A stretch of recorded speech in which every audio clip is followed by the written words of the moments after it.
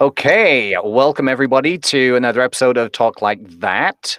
Today I'll be interviewing Sibel Damar. Did I Oh, pronounce that Sibel. correctly? Sibel. Sibel.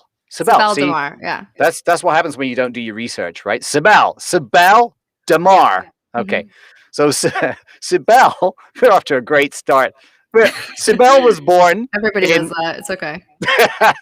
Sibel was born in New York City and raised in the southern US. And although she was trained in drama, she loves comedy and is a graduate of the Upright Citizens Brigade Theater. Having appeared in several shows, including a recurring character in FBI, which we'll talk about in a little while, Sibel has also performed her sketch comedy team in the sketch comedy team Swayed at the People's Improv Theater.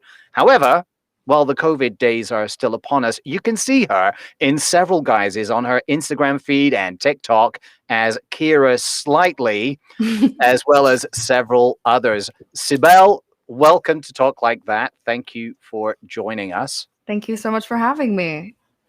And I know this interview was supposed to happen back in February, but you caught the vids, didn't you?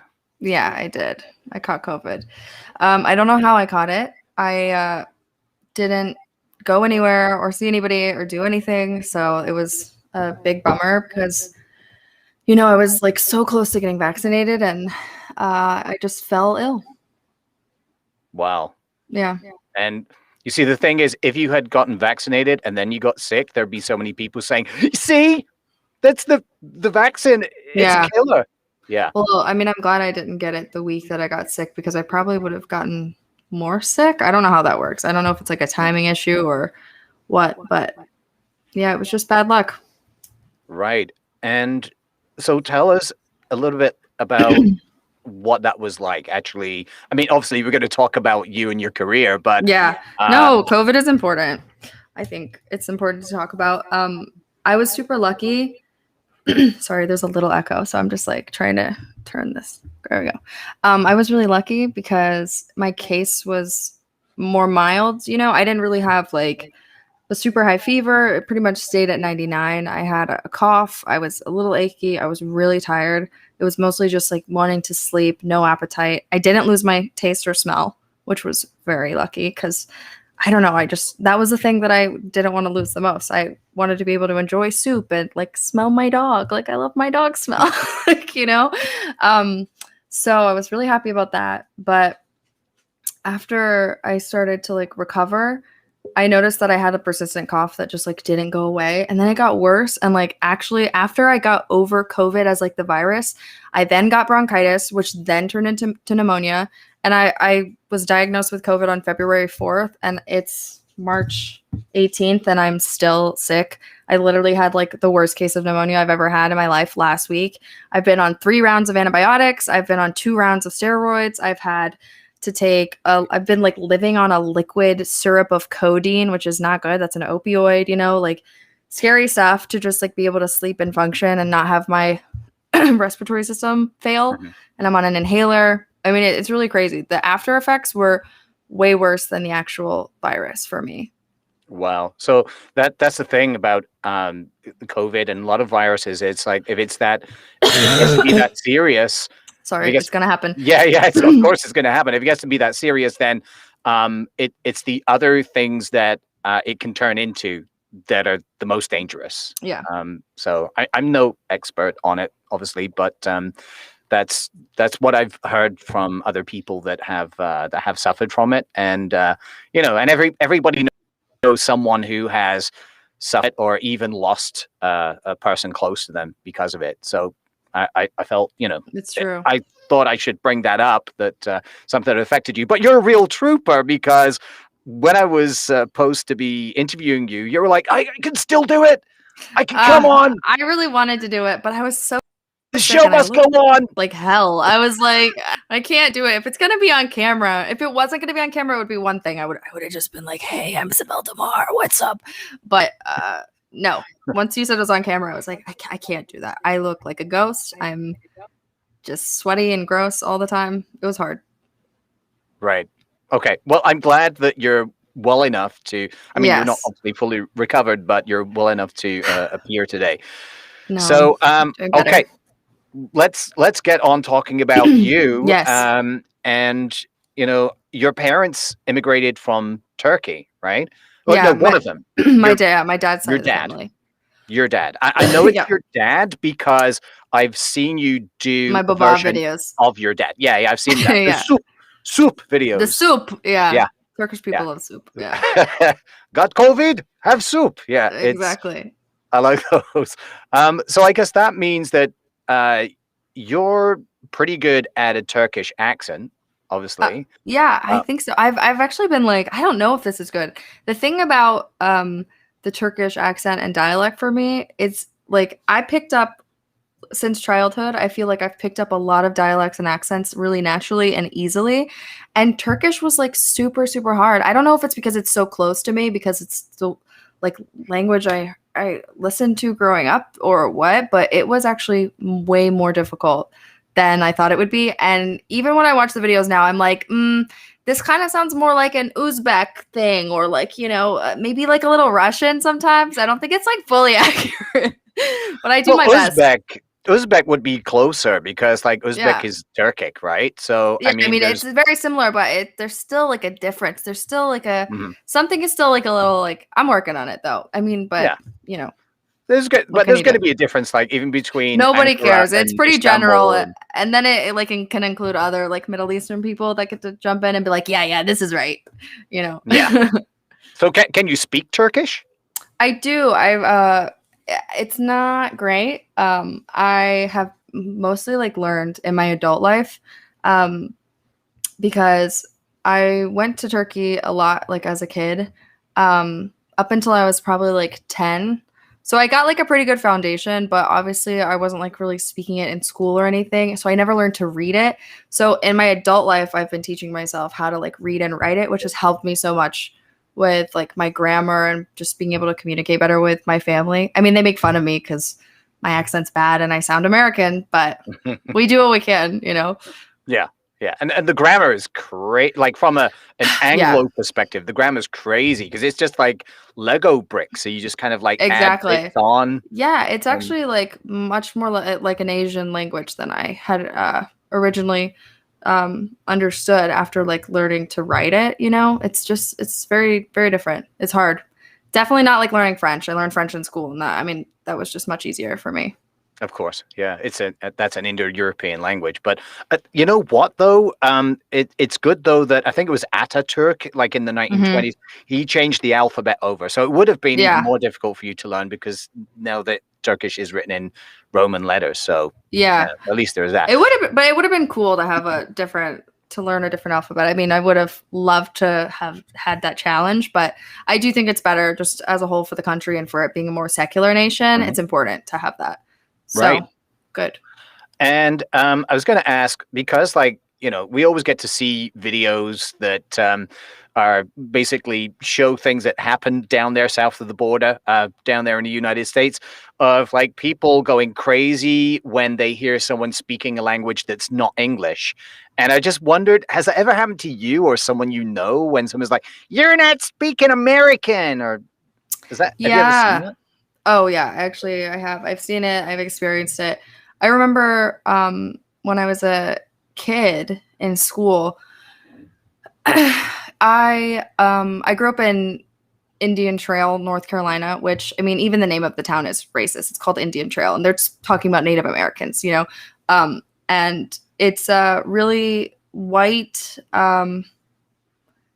racist place. I don't know how else to put that. So I remember being in elementary school and being seen as like being different. They called me Mexican, they called me a beaner, they called me all these like racial slurs, but nobody really understood like what Turkey was or what the Middle East was, or I'd say I'm Turkish and try to like explain my they would like make fun of me and be like gobble gobble whatever. And then I remember it made me very like self-conscious about having my Turkish family come to do school stuff. So if Baba came to like, have lunch with me on like parent lunch day with the kids or whatever, I like always dreaded it because, he's dark and he's doesn't speak English well, and it just like reinforced that I was different and all I wanted to do was just sort of like blend in. And then 9/11 happened and they were like, saying that I was like a terrorist and so I mean like Wow. just stuff that was like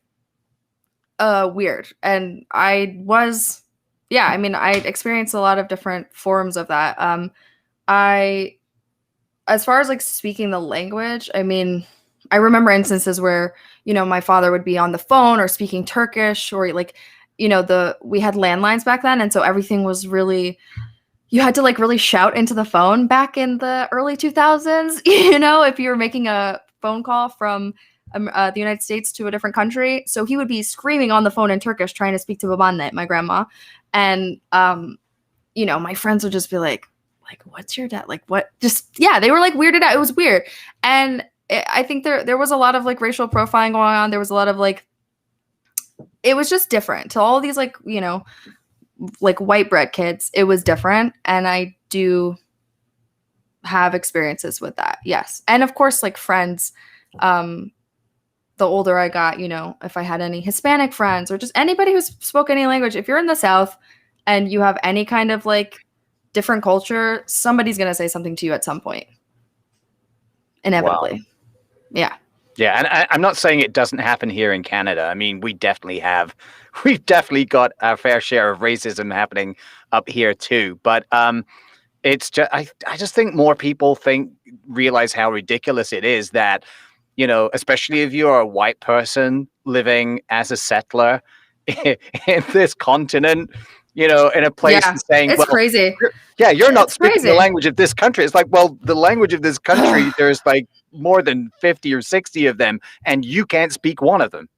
I mean, English is not one of the original languages. So it's nuts. And I wasn't even, I can't even, that was just my experience as who I am, a person who is mixed, who experiences both white privilege and racial profiling and like both sides of the coin.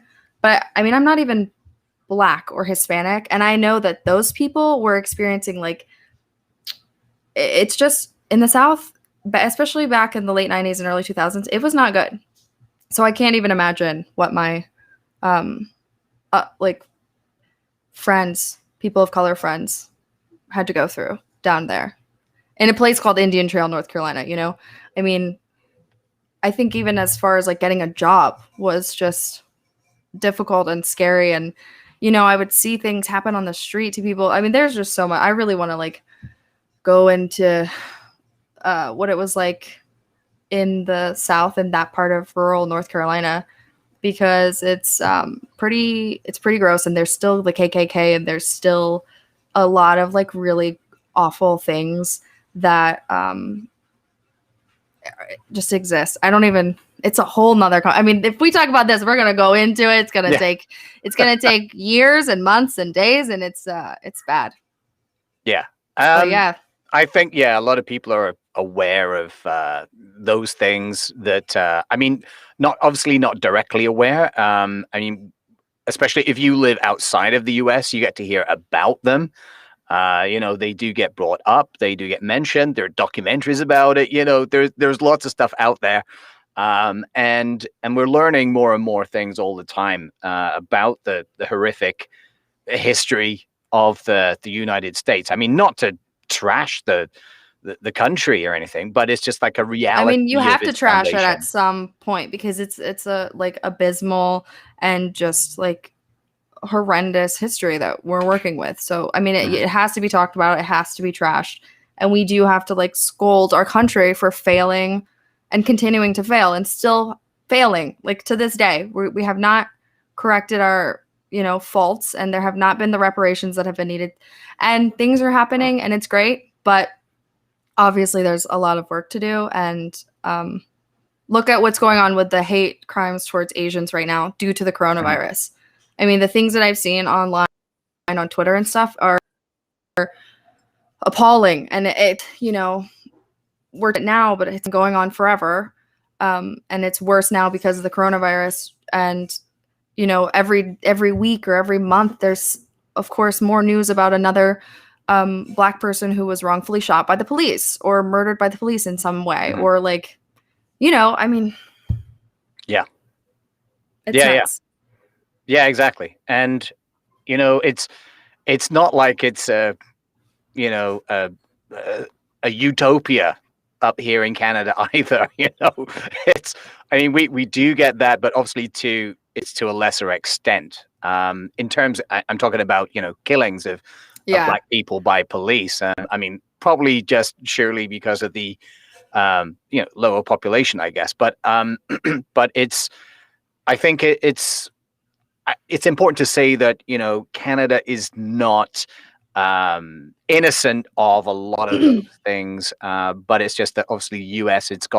has a longer history of that in terms of the reparations, but also not forgetting that we have just as a terrible record with First Nations people here in Canada, and of course, same in the United States, like treaties that have been forgotten and completely gone against. And there are still places in this country that Canada is often considered a first world country, but people forget that we actually have our own third world, and it's in the north. It's right across the north of this huge, vast continent, and there are people up there that don't even have drinking water.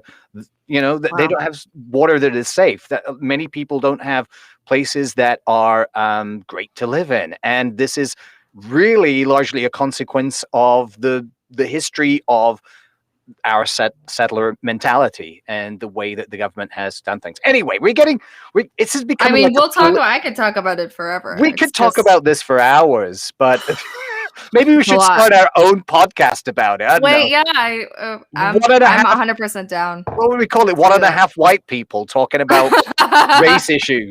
1.5. That's so funny. I love that. Yeah. They'd be like, "Hey, are you a non-white person?" We would have to bring in a we would need a panel. I want representation across the board. We'd have a whole thing. That would be the way to do it. Yeah. I'm sure we could. I could just be like the what do you call a moderator? Yeah. And I'll just ask the question. I'll be the obligatory white middle class cis male asking the questions, and then go. But my friend Tori, my friend Tori said that he'll join. He's Black and he's down. So okay, great. Yes, yes, I see. Tori also asked another question, which will get us back to the main point of what we're talking about. Comedy. He asks, did you show your dad the videos? And if so, what does he think about it? Well, before I get you to answer that question, I guess it would make sense for me to show that video. So give me 1 second, and I'm gonna click on one of them. Here we go. Look at that. So let's see where. Oh, there we go. There's one. Happy Groundhog's Day. Okay, what's this one? I don't think I've seen this one. Oh yeah, it's not as good. I like the first two the most. These two? No, like the first one and then. The first ones you did, right? The soup or the garlic are my favorite ones. Soup. Okay, so I think it would be this one. This one here. Yeah. Yeah. Happy birthday. Okay, so hang on. Let's see. Sibel, happy birthday. Teşekkürler baba. Well, what is it? It's 12 cans soup. Baba, that's so nice. I love soup. Soup is good. Soup is strong. Baba, we know you like soup. Delicious. Quick to make. Eat it anywhere. When you're sick, a soup. When you're healthy, soup. When you're hungry, soup. Very hungry, soup. Crackers. Yeah, Baba, soup. I love soup. Baba. Bedakka, Sibel, before you eat the soup, take a whole clove of garlic, crush it in your hand, eat it raw with the soup. Take a bite of garlic. Turkish no have corona because garlic and lemon. Okay, Baba. Don't forget garlic. I love soup. Sibel. So, Sibel. Sibel. Yeah, I part of me made that video just so people would understand it's pronounced, so it's kind of selfish, but I was like, oh, this is a great time for me to say my name as somebody else so other people can like learn, because that's been like the whole thing my entire life. Everybody thinks my name's Sibel, which is not their fault, as we saw at the beginning of this. But yeah, it was fun. I was like, now they'll know. Sibel. I have to try to explain myself. I'm sure I went onto your Facebook and clicked on something where you pronounced your name, and I think I misheard it as Sibel Damar. So I mean, it's all good. It looks like Sibel to I guess certain languages. I mean, in Turkey they put the emphasis on the second half of the word, so yeah, Sibel. Yeah. Sibel. Okay. So what does to answer the Tori's question, has your dad seen the video? Yes, he has. And what does he think of it? I was worried at first, just because I was like, I made it and I thought it was very good, and I was like, oh, this is fun. And then I was like, oh no, what if it's like not funny to him? What if this like actually hurts his feelings? But then I like looked at it more deeply, and I was like, no, this is like very clearly a character that I made that shows somebody who loves me. And it just is like, silly. I mean, that's obviously not exactly how he is. Mm-hmm. He watched it and he loved it. He literally called me crying, laughing, and said that he peed a little bit in his pants, and that, and then literally since then, in the last like 3 weeks, it's been like every week I get a package. He sent me like a new bald cap. He sent me like a bunch of mustaches. He's like, Sibel, you try this mustache better. This one look more like my mustache. I'm like, what? He sent me 40 mustaches in the mail, so that I could continue to make these. So very brilliant. Supportive, really nice reaction. And he knows better than to think that this is like exactly how like anybody in the world would see him. But this character is a very nice man who is just trying to spread some love. Yeah, I mean, obviously you've done it with love, and which is great. And I'm going to play some more of your clips that came up there on the list, because they just make me laugh so much. Another question we got, which is from a friend of mine, Lily says, totally awesome plans for a panel podcast. I would listen for sure. Love listening to your discourse here. Gotta go, but looking forward to getting back to this. So, maybe we should do it. Yeah. Well, yeah. I mean, there need to be more discussions about it. So for sure. Definitely. Okay. So the other thing is that you're obviously that was a clip of you taking off your dad with his accent and the way he, lovingly, brings you things like soup. Like soup strange is a kind things. of a panacea for all ills. And another clip that I want to play is the one of you doing, I think you call her Kira Slightly. Yeah, I mean, somebody just commented that on one of my things, and I thought it was funny, so I kind of ran with it. But yeah, Kira Slightly. That's good, because it's obviously not the actual Kira. Yeah, as much as we wish. I gotta play this, because I think this is the first character I saw you doing, and it was just, I found it so funny. And especially this one where you go into the ocean. Sea. Yeah, this one is great. What it's like to walk into the sea in the middle of winter, to feel the cold surround your body like knives, caressing your skin, a sweet metal touch. Oh God, it's cold. Wash me away. This bit. Oh God, it's cold. I'm in so much pain. I do it for the likes. I think so it didn't happen, right? Oh God. I love that. Drowns in British.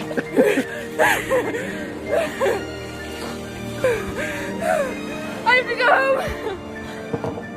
Disassociate. I have to go home. If you don't like this, you don't love me at all. That's great. So, yeah, Kira Slightly, that's a fantastic character, because there's another one on there where she goes into the supermarket, right? And she's looking at things. Yes. It's like that was fun. That one was really fun to me. So when you go in and walk, I mean, at the beach, no one no one gives a shit. No one pays attention to you, right? It's like, oh, just some dumb Yeah. young kid throwing themselves in the sea, whatever. But when you're going around a supermarket going, oh, look at this. This is delightful. Oh, gorgeous. Like, what do you ever get any reactions from people when you're doing that?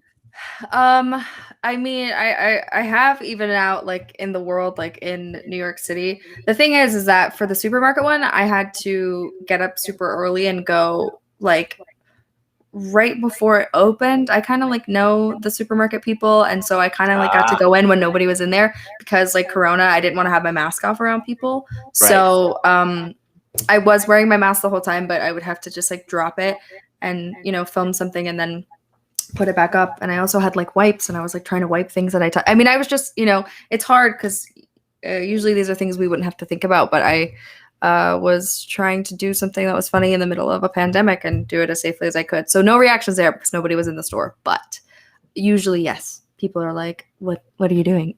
Yeah. And so many people comment on my videos like, "I can't wait to like run into you while you're filming one of these," and I'm waiting for that to happen. I'm like ready for that day when we're all able to be out and safe without our masks on and people actually know like what's going on. That'd be funny. Because so many people on my TikTok are like, I'm going to find you doing this and I'm going to film it and I'm going to post a video of you making the video. And I was like, do it. I would love that.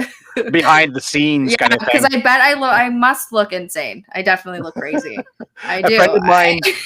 A friend of mine, Livia, she says, oh my God, you totally look like Kira. Well, Kira or I think she put Kyra, but I think she means Kira. She means Keira Knightley. Yeah. The gripping of the teeth, so true. So yeah, you've got the jaw there, and the whole thing it's great observation.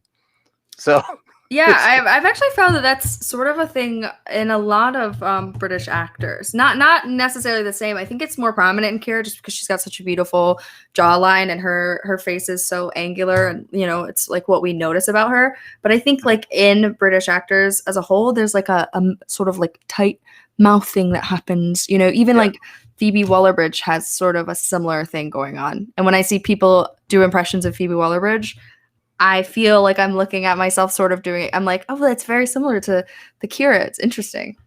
So yeah, maybe that can sometimes be a feature of someone who speaks RP. RP, for anybody who's wondering what the hell I'm talking about, that stands for received pronunciation, which is the considered to be the standard pronunciation for the Queen's speech. The Queen, exactly, or BBC English, as they sometimes call it as well, spoken by about 3% of the population of the United Kingdom. But it's the one that you hear the most because that's the one that's like, yes, this is how we broadcast things. This is how it is. But obviously, things have changed a lot since then. But hey, we're here to talk about you. I'm not going to go on about British accents right now. No, I love that. The dialect is what's interesting to me. And I know that that's your area of expertise. So that's honestly, my thing. But when you get me started on it, I could just take up a whole hour gibbering about it. So I'm not going to. That's when I do my own videos. That's my own stuff. So my next question is, I understand you're a fan of the Canadian series Schitt's Creek. Oof, yes. Right? And that has inspired some of your characters. Yeah. You do a brilliant version of one of the main characters in that, played by Catherine O'Hara. Yeah. Yeah. And I just wondered, like, first of all, have you seen any of the shows that she's been in? Like, oh yeah, I'm a huge Catherine O'Hara fan. She's always been one of my favorites. I mean, I fell in love with her watching Christopher Guest movies, Waiting for Guffman and yes, Best in Show, that whole thing. All of those movies. And then there's another one that I actually there's Mighty Wind. I think Mighty Wind is one of them. And then there's another one. Waiting for Guffman is the theatrical one. Yeah, that one's. Yeah, they're all fantastic. I mean, Mighty Wind is the one about. I think she's in that one. I'm not sure, but it's definitely got the other guy in it. Right. And she's just brilliant. She's honestly one of my idols and as an actor in general, she's phenomenal. So, of course, when she did Moira, She I is. don't know what it was, but I just love that character so much. I love the way she speaks. I love this crazy. She made her own dialect, it seems, and I thought it was brilliant. And I just wanted to play around with it because it was so much fun. Awesome. Yeah, a friend of mine actually was in the final episode, the very last episode of the series Really before they closed. cool. Yeah, he plays. Yeah, John Tench. He plays. He plays the guy that at the very end they get lost in the countryside and they Mhm. knock on someone's door to tell him that they've killed the cat. And Oh so yeah, he's the guy like he's the cat fine. owner. Yeah, Oh exactly. my So gosh, so funny. That was a he's one great of those scene. guys that turns up in everything, like he's been in everything. And then when I saw that, it was like, oh yeah, I'm gonna be in the last episode of Schitt's Creek. I'm like, yeah, of course you are. That's awesome. See, I mean, that's an incredible career right there. I love when I keep finding people popping up in roles like that. It's awesome. Yeah, yeah, and it's such a great show, and it deserved to win those awards. So another thing is like, what other kind of influences do you have on your comedy chops? Like, what other things do you watch or have seen that have made an impression on you? That's a tough question. I mean, I guess probably one of the biggest influences is I've been watching SNL since I was a kid. Mhm. So like Another uh Canadian thing, right? Oh no, that's American. I'm Saturday Night thinking Live. of Yeah. I'm thinking of Are you thinking of Mad another TV? one. Is that Canadian? No. Mad TV is Which also one? Mad TV? That's not Canadian, is it? No, that's American too. Yeah. I don't know. I'm a Um foreigner. I don't know any better. There's Saturday Night Live is great. I mean, it's always been one of my favorite shows. But there's just been such a uh plethora of comedic geniuses that have come through there that I was lucky enough to grow up watching that I think definitely had a big impact on me. Like Gilda Radner, Kristen Wiig. I was in like middle school and high school when Kristen Wiig was on SNL, so I was obsessed with her.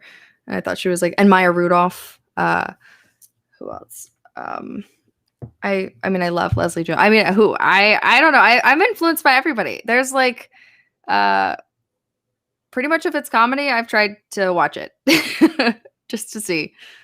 It's very like when it comes to comedy though, it is very much a like a personal thing, right? Like Mhm. some people are like, "Oh yeah, I love that type of comedy." Like some people go in for the slapstick, like Mr. Bean. And then when I Okay. tell them, like I ask them if they've seen Blackadder, and they're like, "What?" I'm like, Yeah, I haven't "Yeah, seen that. Blackadder. Like you've seen the guy who plays Mr. Bean. His name escapes me. Like if somebody remembers, you could just put it in the comments Yeah, there. I always Remind me. forget, But but he's incredible. the guy who plays Mr. Bean, he also does Blackadder. And you've not heard of Blackadder? Mm-mm. Okay, there's so much for you to learn. Okay, great. So It's that I'll put that on my list. I'll write it down. I actually yeah, have my notebook ready Blackadder because I knew you were going to be making suggestions. I mean, I for guess sure. so I grew up, I really liked Faulty Towers as a kid. So that got me Mm, into I love British comedy. I love French and Saunders, you know, yeah. um, like shows like that were a big influence for me. Red Dwarf, which was funny, I Oh think. I God, don't know. yeah, It was funny. yeah. Craig Um, Charles and yeah, yeah. amazing show. Red Dwarf, loved that.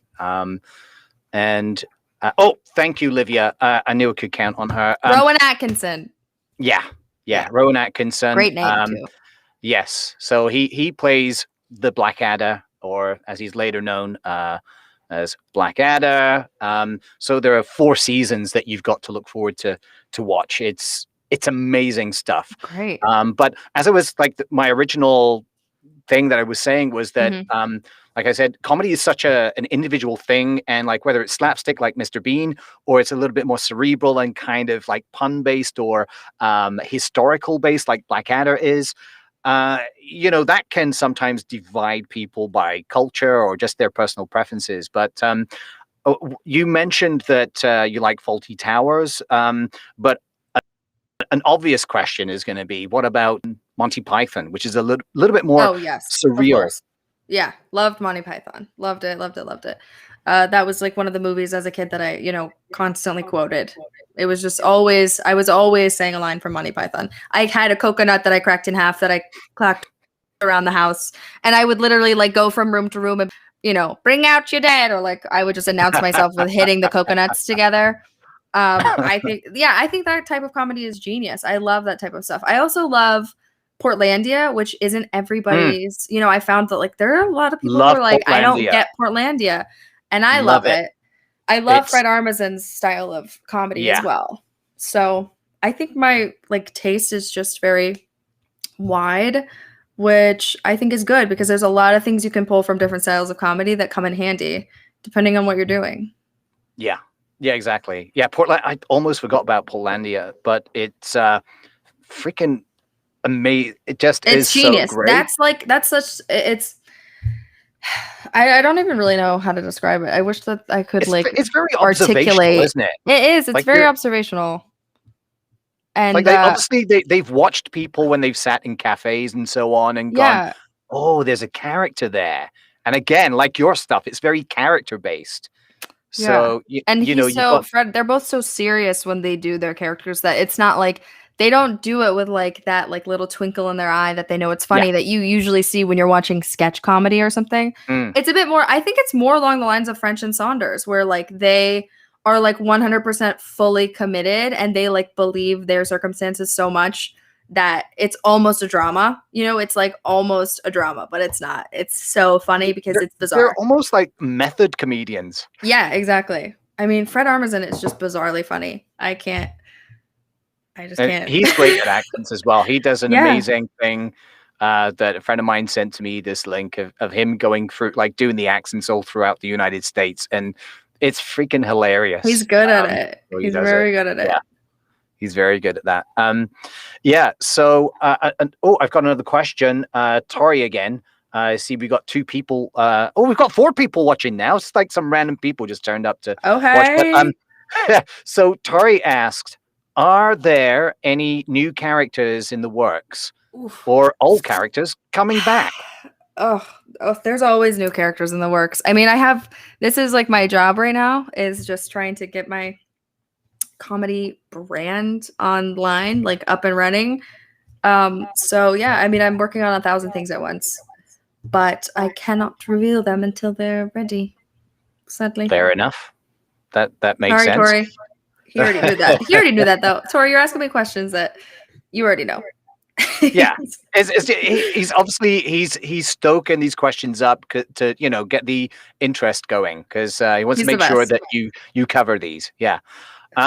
So one thing that I really wanted to ask you as a female comedian is about people who come out with what I consider to be a ridiculous comment, which is that women can't be funny. And I've asked this before. I've asked female comedians this before, and I just wanted to get your perspective on this. That there are still people out there that that women can't be funny, and I just wondered, what do you think about this gender-based belief still being out there? Oh, I'm trying to like figure out how to answer this without becoming very angry because I think it's such a stupid concept. I think it's bizarre. I don't know how to answer that because comedy is like subjective, right? So sometimes, I mean, I think that it's just that we live in a sexist world and that all women are still second-class citizens, and it, varies in intensity, of course, depending on your race also, and that makes it worse. And I think that for whatever reason, along with the sexism, it's just this like idea that women are not as funny or cannot be funny. And I think that it must stem from the fact that we, first of all, were not like, starting back with Shakespeare, who were actors and who were like the original actors. It was a group of men dressed up as women and men dressed up as men playing together on stage. And that was where acting started. So we were excluded from the community from the very beginning. And when we finally made our way in, we look at people like Eleonora Duse, one of the like greatest Italian first actresses of our time. It took like these giant steps and these, larger than life women to turn the tables and show people, no, women can be actresses. Women can do this. We can be a part of this, just like we can be a part of the doctor field, or, you know, educators or scientists, you know, engineers, whatever.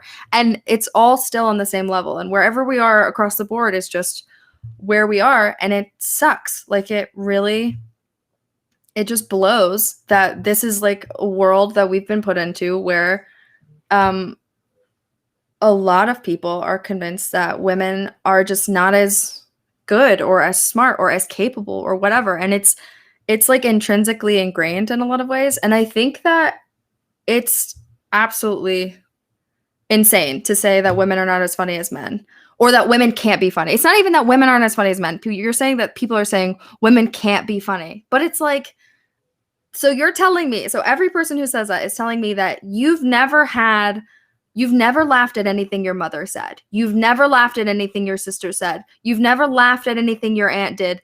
You've never thought something your grandma did was funny. Like, you've never laughed at a woman in your life. There's never been, accidental or not, because accidental comedy is still the same, right? You can be funny without trying to be funny. And those people are funnier in general than people who are trying to be funny, right? Right. I mean, and that's just like a basic, that doesn't even cover like the statement that you're saying that people still think, you know, women can't be funny. But it's impossible, and it's absolutely scientifically incorrect to say that never in your life as a person have you not laughed at a woman, whether you're a woman or not, or that you're a woman. You know, you said that you've had women friends who say that women can't be funny or aren't as funny as men. And I'm like, so girl, you're telling me that you've lived your whole life and you've never thought a funny thing in your head. You've never been cleaning your apartment and had a conversation with yourself in your head and then burst out laughing at how ridiculous something you thought was. I mean, how can you possibly think that, you know? How can anybody think that? I just don't understand it. Comedy and laughter is a natural part of life, and it's a capability that we all have. And being funny is a capability that all of us have and participate in as humans, as part of being in the joy of like life, right?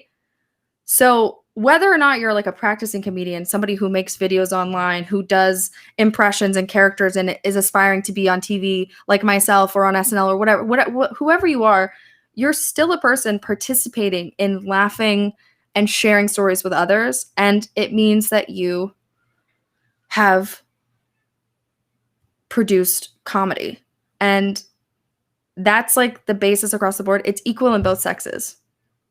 There's not one that's less good at it than the other. And I don't know where that comes from, and I hate it. I was talking to someone that was to do with my other job, and this person I was speaking to, I'm not sure where she was. I think she was from India. I'm not sure, but and I remember one of the questions I asked her was, do you think, and it was the subject that we were discussing, and I asked her, do you think women can be funny? And she said, yes, but not as funny as men. And it's like my eyes widened. Yeah. And I thought, yeah, it's like in some people it's ingrained to believe that, you know, men are superior in basically all walks of life, including humor. So I just kind of threw me that she said that. And of course, I mean, it was really the reason I asked the question was I was really just listening for how good her grammar was, and not because I normally, just that people know that this is not normally what I do when I'm talking to people and listen to their answers, but it's a part of another job I do where I have to listen to how good their grammar and pronunciation is. Complicated question, yeah. Right. So and when I heard it, it was like, I mean, obviously I was listening to what she was saying, not just how she was saying it, and it was, I was a little bit shocked to think that she really thought that women can't be as funny. She thinks that women can be funny, but they can't be as funny as men. And it's like, wow. I think that, you know, we also have to like look at the way that society has brought us up as different people, right? So like, I mean, you know, there's more than two genders, but for the sake of this, like, you know, male versus female conversation, or whatever about comedy. Mhm.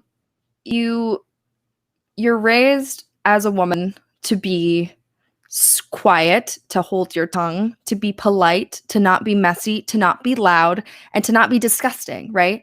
And boys are raised to be whatever they want to be. And if that means that they're disgusting, I mean, hopefully they learn, you learn like basic cleanliness and stuff, and you learn how to like clean your body and whatever, but you're never like going through your life as a thing. Like the difference between being a 9-year-old boy and a 9-year-old girl is that 9-year-old boys are making poop jokes and not getting reprimanded, and 9-year-old girls are reprimanded for doing that. So I think that as those two cultures like grow, we ended up with like comedians are like, if you think of like a stereotypical comedian, which is like at its base boring to me, just like, a guy that's like on stage that's like, oh, I made a fart joke and I like talk about this or whatever. And yeah, sometimes it's funny. Sometimes it's really good. Sometimes those banal jokes are like really great and it's what we need, and it's dumb and it's silly and it's like about this, and they talk about like primal stuff and it's great, and he can talk about that on stage and be free. But when women try to talk about things, we've been like programmed not to speak about all the same types of stuff that a man doing stand-up would be able to speak about, like body things and what it's like to get a boner in the morning or whatever. That's all stuff that is okay in men's comedy. But in women's comedy, it's like taboo to be like, I'm perioding so hard right now. Like my menstruation is crazy, because it's just not accepted. It's changing, and though, right? I mean, like I think Sarah it's changing. Silverman. It's slow. It's changing and it's slow. And those people are still getting a lot of backlash, just like in general. And I'm not saying that that's the only type of comedy that needs to be done. It's like talking about, periods and dicks and whatever. Like there's so much more than that. I just think that I think that at the root of a lot of the issues for why women maybe in general just feel less inclined to pursue comedy is because, after you've spent 20 years of your life being told to be good and close your legs and not say anything, and you're too afraid to raise your hand in class, and it just feels so far away to be able to stand up on a stage and like bare your all and be open and like like dirty, raunchy, funny like that. And maybe that's like part of the reason. I have no idea. It's such a question, and just to be clear, there's no chance in hell that women cannot be funny. Look at the funniest people in the world. On my list, the top comedians are women. So, I mean, that's just me. There. Back at you. So there. People. Yeah. Yeah. What you were talking like earlier on, you mentioned about, the days of Shakespeare when women were played by young men. Have you ever seen Upstart Crow? That sounds familiar, but I don't want to say that I have unless I know exactly Write it down. Write it down. Upstart Crow. Very similar to Blackadder, but it's a lot more recent because there is a Christmas episode where they do like a lockdown Christmas 1603. So it's very good. Because there's a character in that who is a woman, and she's constantly trying to get booked by Shakespeare. Like she's one of his inner circle, but she's constantly trying to get him to bring her on as an actor, as a woman. And basically everyone says like, well, you can't be an actor. First of all, it's illegal. You're a woman. And secondly, everybody knows that women just aren't convincing as women. So that's why we have men playing women with coconuts. So you should check it out. That sounds funny and painful, honestly, because it's just like I think I'm gonna like it, but yeah, there's a lot of things that they bring up, which you've touched on. So I thought I'd mention Upstart Crow. Really very good. So I found you on Instagram, and I noticed that you have 72,000 followers on TikTok. So when did you start pursuing that platform, and what has your experience with that been so far? So I got on TikTok like pretty much everybody else when the pandemic started. Like really, it wasn't in March. I would say probably July 2020. I really started investing my time in it. And at first I was just like, I had no idea what to do on it. I didn't understand really like what I was gonna do. I don't want to do like the dances and stuff. That's Yeah, I was going to not say really it's my mostly thing. silly Like, I'm not. dances and And at first, I didn't like it. I was like, okay, so this is a platform where people just copy each other and see who can copy each other better. And when I thought about it like that, I really didn't like it because, somebody would post an original video and then the kids, take the sound from that and then they like lip dub it and that goes around and it becomes a trend and then they're doing a dance with the sound or whatever. And I just was like, Bethany Frankel, one of my other women idols, said something about it on her podcast about how it's just like it's the copying platform. It's just like a platform where everybody's copying each other and she hates that. And I hated that too. But then I was like, wait a second, I don't have to do that. Like I'm allowed to post whatever I want and other people are posting things that are different and they're not necessarily just like partaking in these trends. And so I started challenging myself to stop writing, usually I'd write a 5-minute character or a 3-minute character. I was on right before the pandemic really hit. I was on my first Upright Citizens Brigade house team called Characters Welcome, which was a big deal. And so we were, every week we'd have a rehearsal and we were writing characters for 5 minutes a piece and we'd, be on the stage all by ourselves and get to do these great 5-minute characters. Mm-hmm. So I was like, I'm going to challenge myself to write a 59-second piece because that's how long you get on TikTok. So I started doing that. And at first it was like fine and nothing was really happening. And then one of my videos went viral and then another one and another one. And all of a sudden I was like, oh, wait, actually, like I can do this. I have all this time now. I'm unemployed.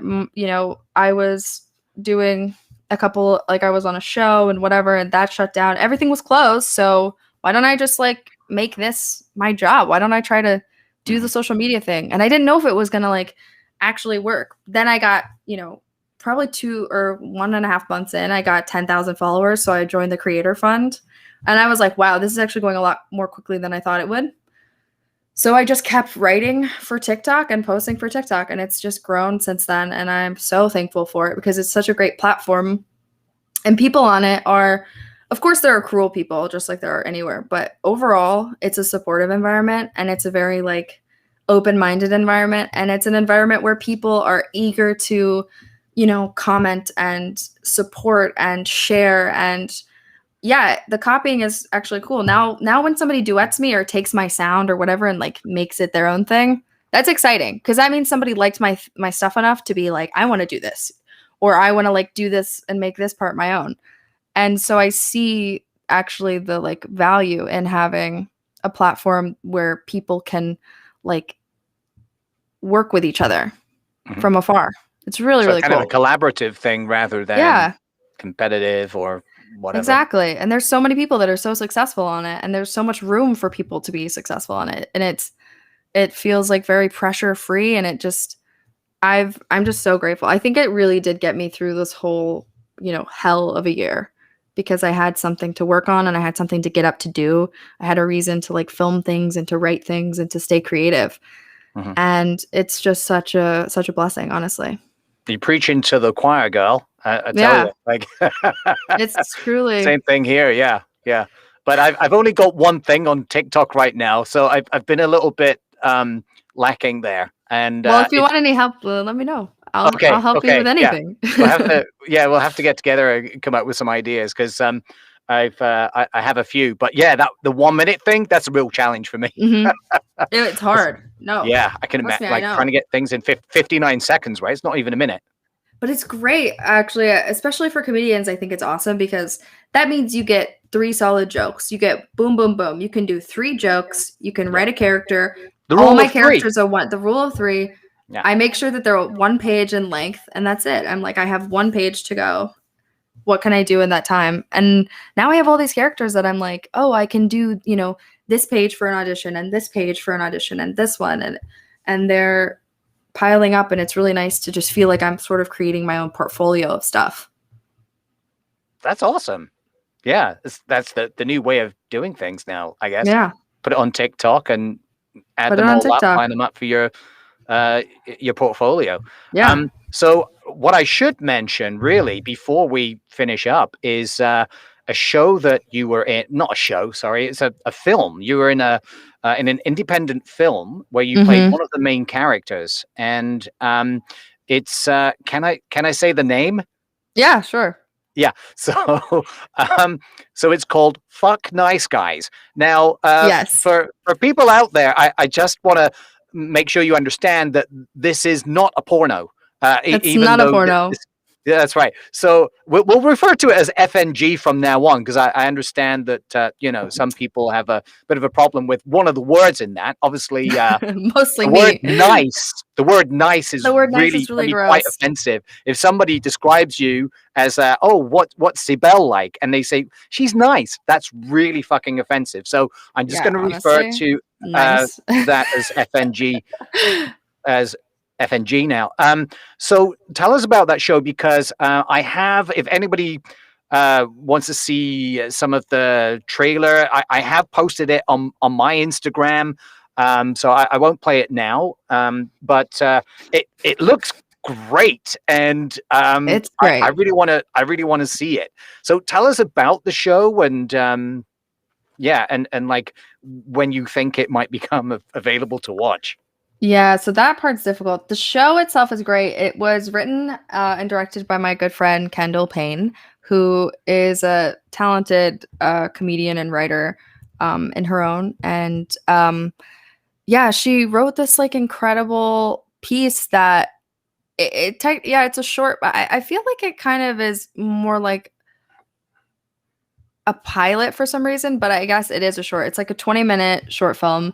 And right now it's in festival circuit, so there's no like premiere of it. And we did so much work on it, and it's so good that all of us obviously wanted to have a premiere. And there was going to be a New York premiere for it, and it was going to be at a film festival, and all of that was canceled because it was coming out during the pandemic and all this like really sad stuff. So it's being saved until it can actually be premiered, or premiered at an online festival once it's finished, like getting its awards or whatever. But yeah, she wrote this great script about two best friends, one of whom goes through a heartbreak and wants to like get revenge at her partner, and in doing so like has to come up with a band like last minute, and neither of them play instruments, and they have to perform at this bar. And my character is like in it because this like famous Instagram lesbian is there, who's also a musician, who also happens to be a famous TikTok and Instagram lesbian in real life, which is so funny. So yeah, I mean, it's a really good time. I think that it reminds me a lot of Broad City, but more queer, a little like more inclusive, and just really, yeah, it was a really, really fun time. It was one of the most fun things I've had the pleasure of filming. You can tell from just watching the trailer, really, that it was a lot of fun to do. You can Yeah, tell people are having a great time making it, and it just looks so funny. Like there's some, obviously, like in any trailer, there's some great one-liners, but it does look like people are having a lot of fun, and yeah, it kind of made me remember like my college days. It was like, really. yeah, it kind of like sort of gave me like a flashback to. I mean, maybe I'm remembering my college days completely inaccurately, but that was the feeling No, it gave me anyway. it That's makes me feel that way too. I mean, I was like, yeah, this is me in college pretty much. It's just, we're wild, and there's drinking, and people are having sex in the bathroom, and there's stuff going on that's like what you would think is happening at college. So that's pretty accurate. It's a good time. Oh, it's so much excellent. fun. So I've been putting up these captions every now and then that tell people how they can see more of your stuff. Oh, that was the wrong one. That says that you're in FBI, True. which that show's not playing now. I guess that was the one you were talking about that closed down, right? The FBI Oh yeah, no, they're back up and still going. Okay, filming now. Yeah. but yeah, people can It see your actually is. stuff on. The season I'm in is actually on the air right now. Okay, cool. And you played. I mean, just briefly, you played a cop in that, right? Like a Yeah, first I was an border FBI cop? agent, then they changed me to a cop SWAT leader, and like I always like came in with the dog, so like my character is just constantly like coming in and helping like find the body, or find the guy hiding in the wall with the girl that he abducted. So I got to be in a lot of cool like big scenes where I had two lines, and I just like stood there and was like, oh no, like maybe we're gonna get shot, or like something like that. It was really, really fun. So I'm is it hoping true to what be able they to go say back. about working with animals? What do they say about working with animals? Well, that you shouldn't work with animals or children. I mean, was it difficult working with a?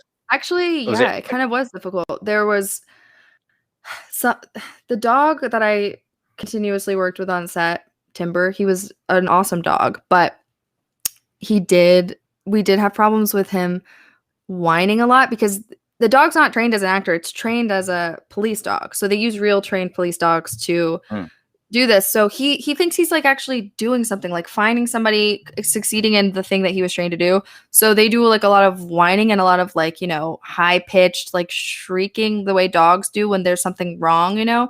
So that would be happening a lot when the director was trying to give notes, and that was the most distracting. And one of the directors I worked with definitely was like, I can't even like hear myself think with the dog whining. So we would have to like take a second to calm the dog down.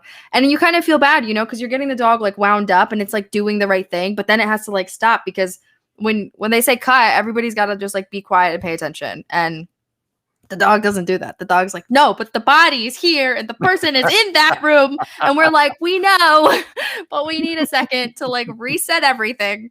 So that was kind of weird, but I did love the dog. He was a very good dog. Awesome. Well, Sibel, thank you so much for coming on to talk like that and chatting with me.